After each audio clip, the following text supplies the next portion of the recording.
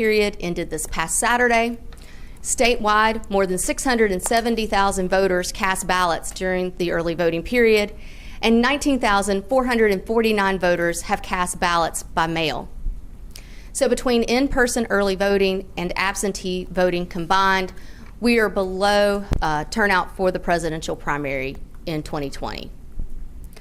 That all said, I want to provide a few reminders about Election Day that I hope you will all share with your audiences. First, remember this is a primary election. Primaries are elections used to determine each political party's nominees who will advance to the general election in November. In a partisan primary, voters affiliated with a political party may only vote their party's ballot and may not vote in another party's primary.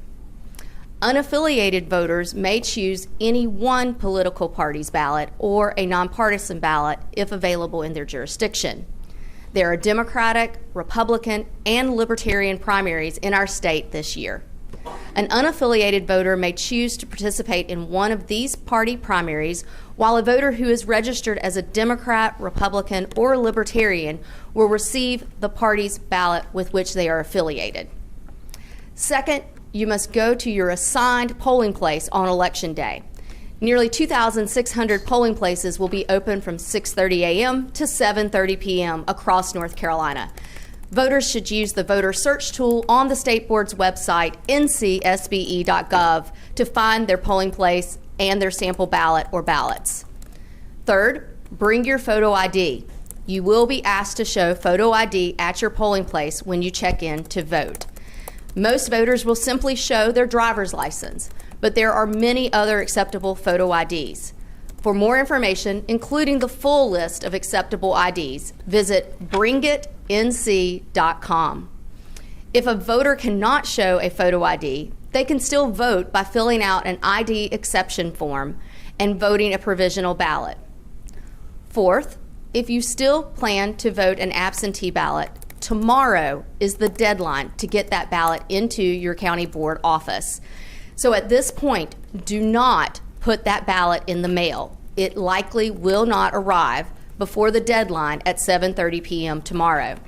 You can instead drop it off at your County Board of Elections office, whether today during business hours or tomorrow before 7:30 p.m.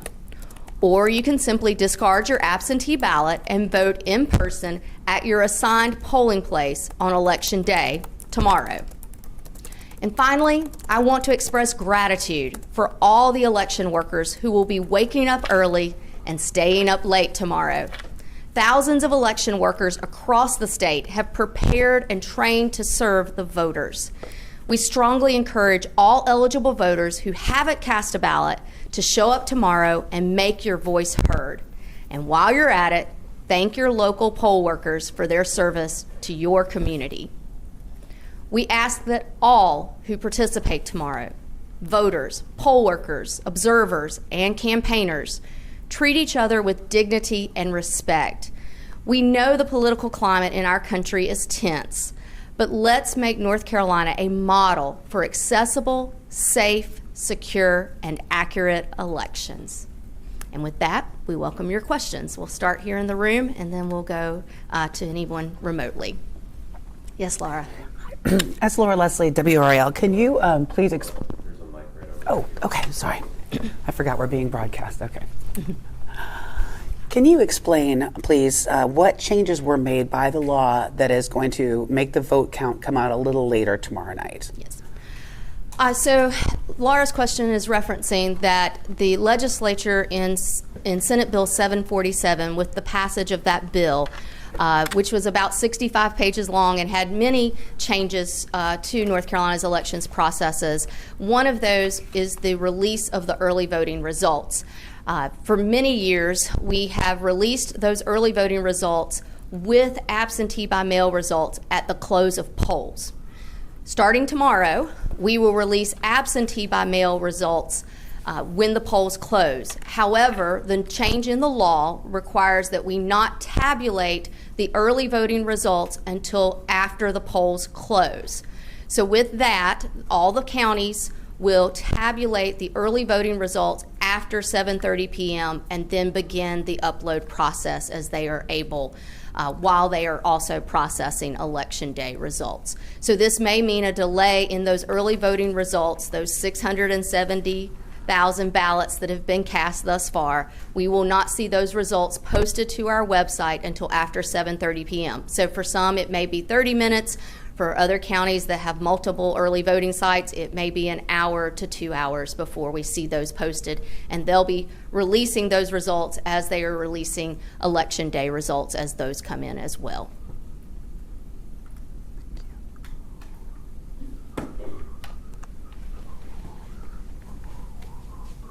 Hey, Michael Hyland from CBS 17. Back during the municipal elections, you all gave us some data then about people who cast provisional ballots because they couldn't comply with the voter ID law when they showed up in person. Do you have any numbers for what we've seen so far during early voting in the primary about how many people might have been impacted by that?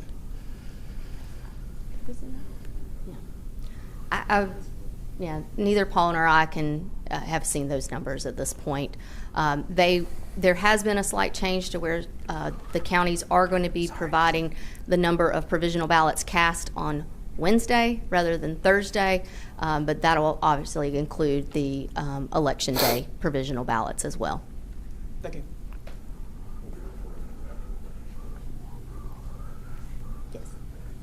The provisional ballots that tally, as well as ultimately the ones that we count, and the results of those will be provided after the election as part of the certification process. I know you Yes. mentioned treating everyone with respect. How are you guys working to handle any voter harassment and intimidation at those polling locations? We know we've seen this in the past.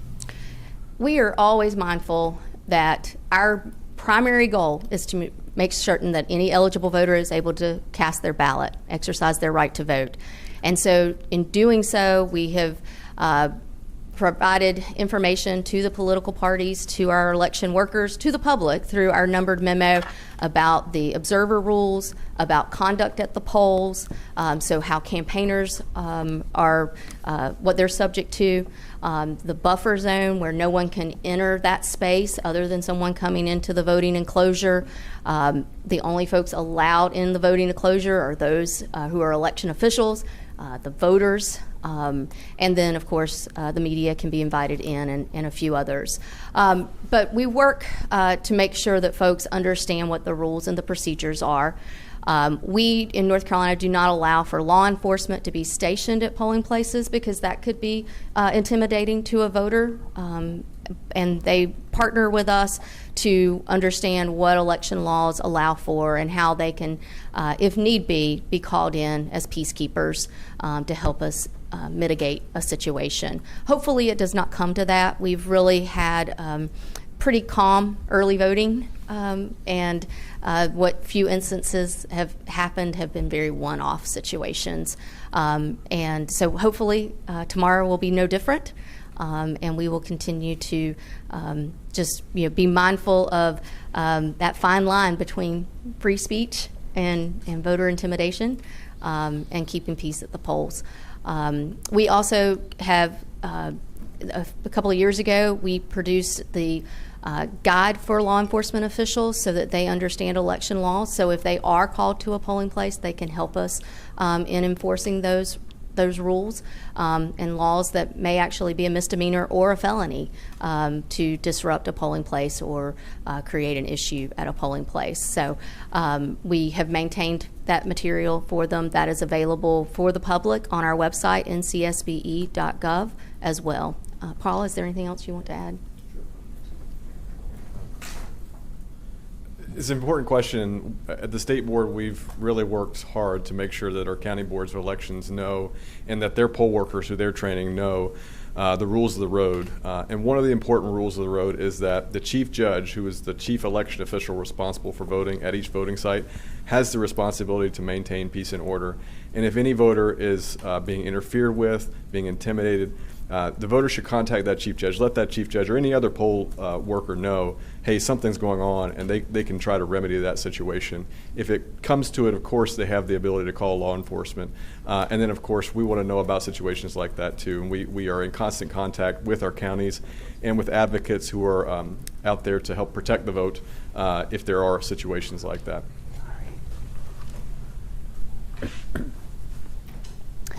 Just a follow-up question to what she had just asked about poll observers. Can you talk about how the rules have changed this year and what you might see a partisan poll observer do or not do that's legal for them to do as you're in there in the voting enclosure? I'll start and then I'll let Paul answer that question as well.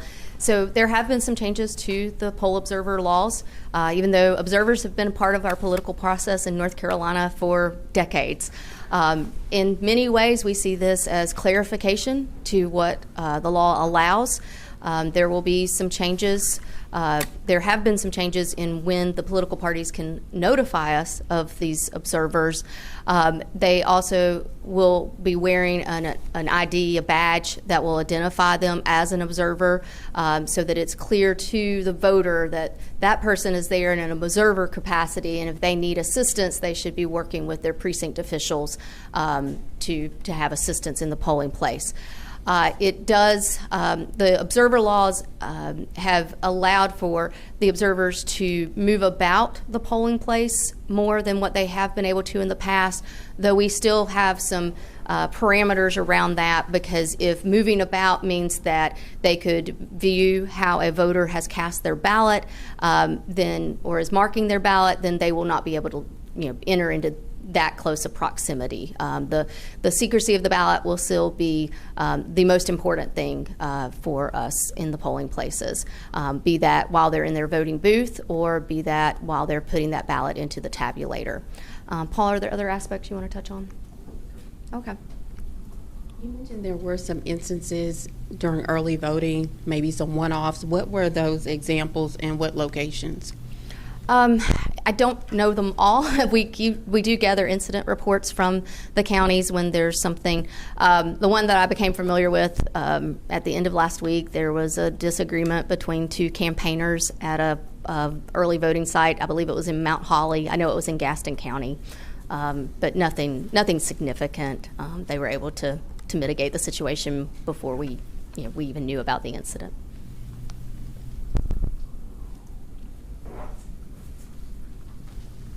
Hi, Kyle Ingram with the News and Observer. Could you go over under what circumstances the deadline could be extended at some polling places and what the process is for doing that?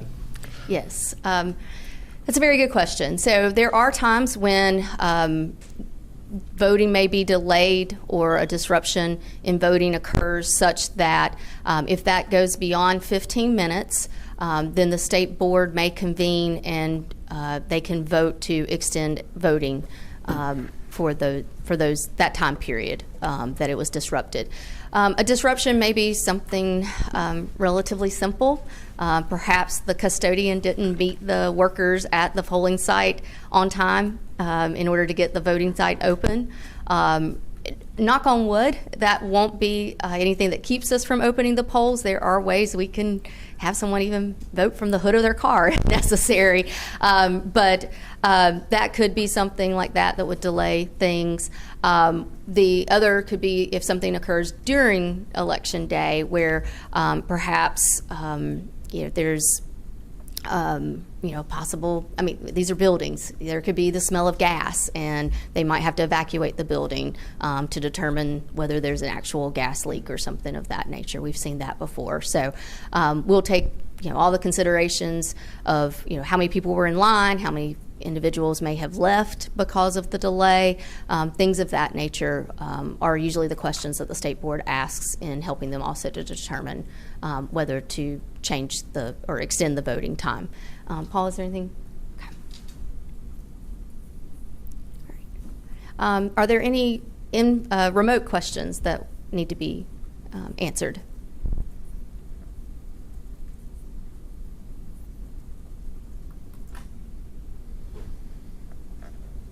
I'm giving it just a moment because we've had a few technical glitches this morning. So,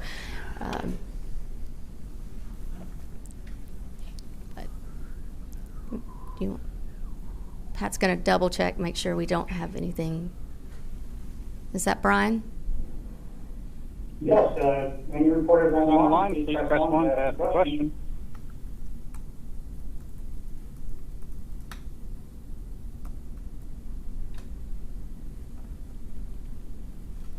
All right. Well, We have Gary Robertson with the Associated Press. Please go ahead, sir. Hi, can you hear me? Yes, Gary. Hi. Yes, Gary, hi. Hi, Karen. I just wanted to follow up on what Kyle asked. Did anything in Senate Bill 747 change that process to delay the end of voting? Because I feel like there was some provision that was related to that if it was shut down in one, if it was delayed in one precinct, then all precincts would remain open, or am I making that up?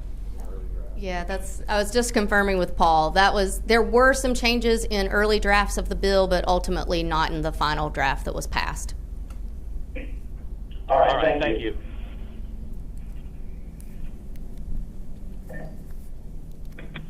Our next question is from Andy Dance. Andy, please announce who you're with. I can't just find if you're on the list.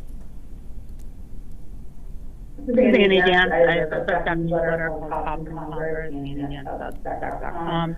Can you clarify when voters are allowed to use photography and video at the polls, and what circumstance ballot selfies are not allowed, but when can they actually take photographs? Thanks.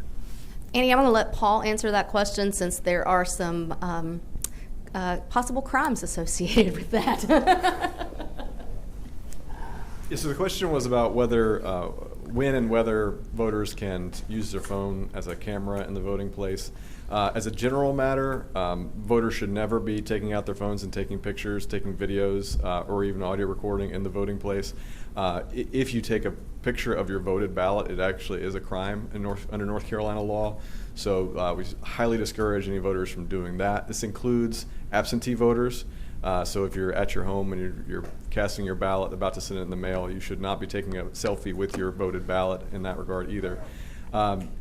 There is an exception if the voter and the chief judge agree that the voter can have their picture taken in the voting place. It has to be nowhere near any voted ballots. That's a very minor exception, and it's one that I know the media uses sometimes when they need to get footage of inside the voting place. But as a general matter, voters should not be using their phone or any other device to take pictures or video in the voting site. And just along those lines, we do, however, encourage folks to do those selfies outside of the voting site. A lot of the counties have established backdrops or signs that people can use for selfie purposes because it is encouraging to others when they know that their friends and neighbors have voted and hopefully will participate in the process as well. Are there any other questions from online? Next question is from Brian Anderson with Anderson Alerts.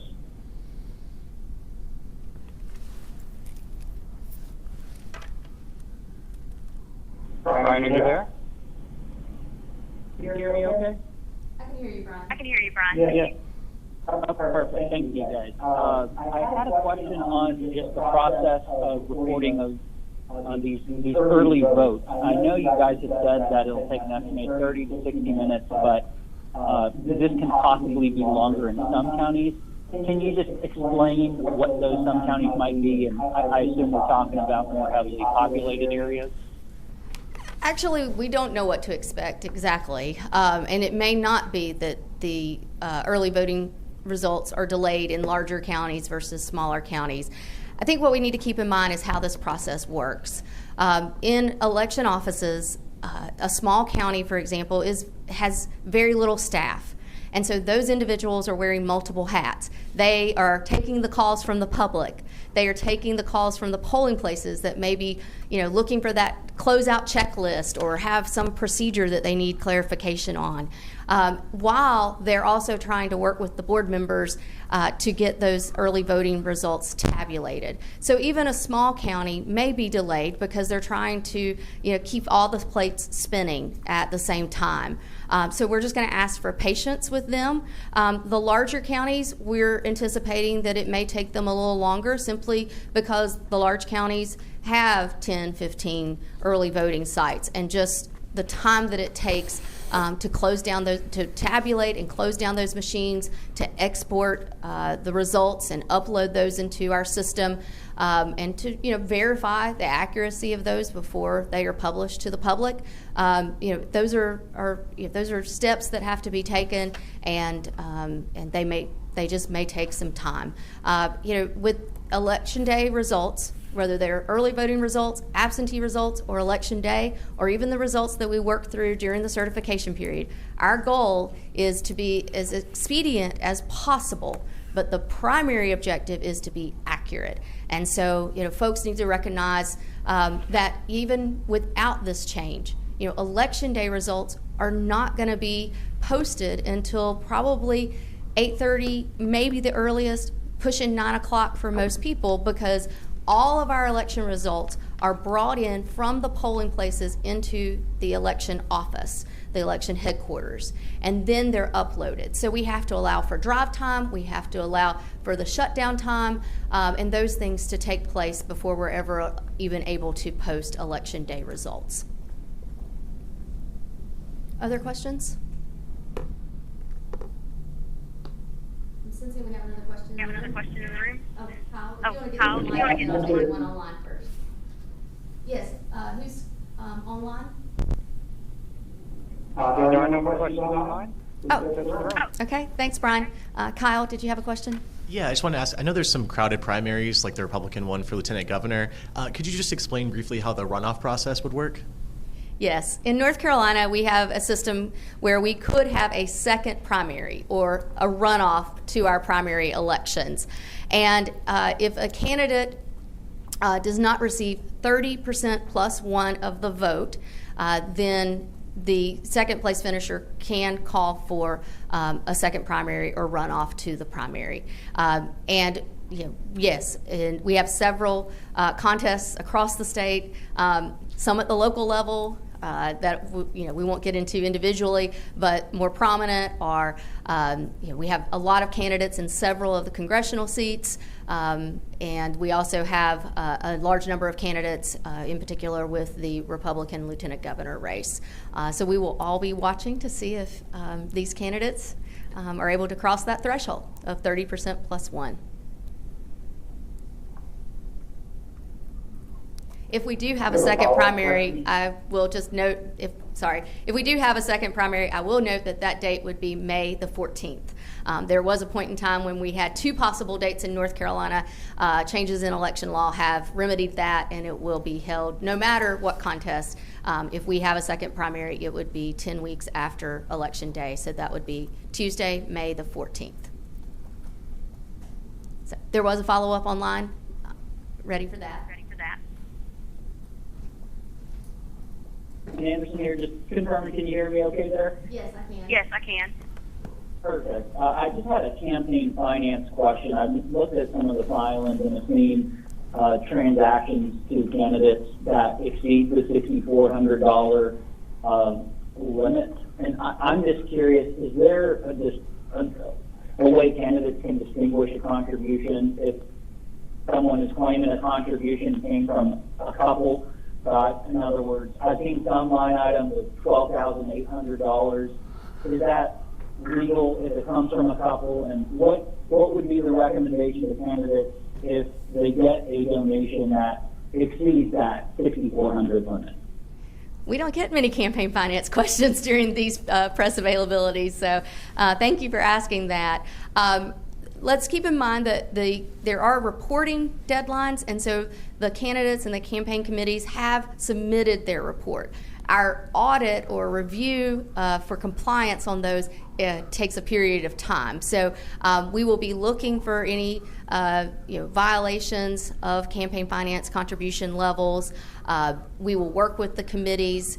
Sometimes you can even find further down into those reports where they have recognized where there's been someone who's exceeded the threshold or the contribution limits, or perhaps made a cash contribution over the amount that's permitted, something along those lines, and they will self-correct and show that further into the report.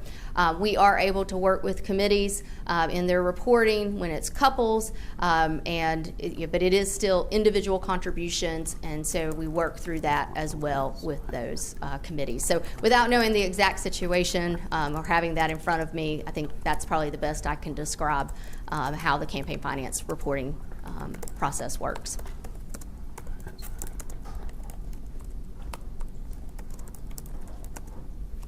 There are no more calls online? All right. Well, I hope all of you get a good night's sleep, just like our workers, because it's going to be a long day for you tomorrow, too. Thank you for coming out today, and we will be with you, I believe, tomorrow. We anticipate doing another media availability just to let you know how the opening of polls go and be ready for anything else that might come with this 2024 presidential preference primary. So thank you for your time, and have a great day. Michael, per your question, we do have numbers on provisionals cast during early voting as it pertains to photo ID. So just send me an email and we can get you the. You'll probably notice.